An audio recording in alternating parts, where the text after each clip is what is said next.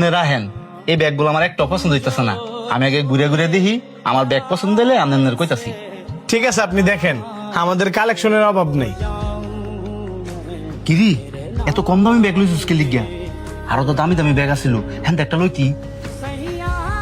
আমার তো দামি ব্যাগের দরকার নাই। দামি ব্যাগ চুরি করলে ওরা দামি দামে মায়ের দিব।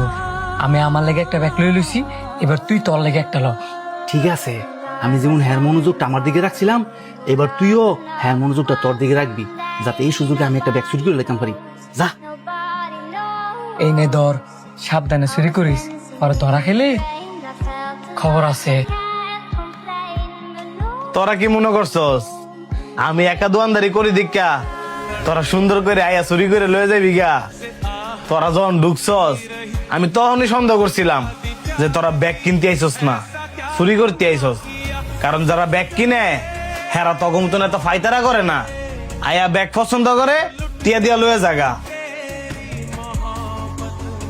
তখন দুইটার বাপসার দীক্ষা তো সুরের মতন লাগতেছে না, যে কারণে তগর গায়ে এমন অব্দি হাত তুলি নাই। কে লেগে চুরি করতেছে সেটা কো। ভাই, কেউ তো আর ইচ্ছা করে চুরি করতে হয় না। আমরা চুরি করতে আইছি ফ্যামিলির ফেরেশানিতে।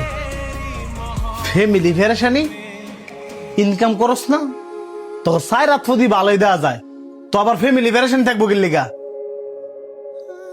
ইনকাম তো করি ওই যে মানুষের চাহিদা। এখন আমরা যে ইনকাম করি, এই ইনকাম দিয়ে তো আর সব চাহিদা পূরণ হয় না। ভাই, আমরা কেউ স্বভাবের সুর না, আমরা দুইজন অভাবের সুর। ধরা যেহেতু বইরে গেছি গা, এখন আপনি যে শাস্তি দিবেন ওই শাস্তি মাথা বাইতে নিব। বুঝতে পারছি, তখন শাস্তি দিমু পরে। আগে আমার একটা প্রশ্নের উত্তর দে। আমার দোকানে এত এত ব্যাগ থাকতে তোরা দুইজন ওই আমরা ব্যাগ চুরি করছিস কি লেগা? ওই যে ঘরের বউ, এখন তো অনলাইনের যুগ, আবার সবার হাতে মোবাইল থাকে। আপনাদের আমরিন পেজে আমরিন ব্যাগ দেখছি, এয়ারপোর্ট থেকে আম করে পাগল বানাই লেছি এই ব্যাগ নিয়ে যাওয়ার জন্য। আমার কাছে তেমন টেয়াও আসছিল না, যেই কারণে বাধ্য হয়েছি চুরি করবার লেগে। তখন কথাগুলো শুনে আমার অনেক ভাল লাগছে যে তোরা সত্যি কথা কইছস।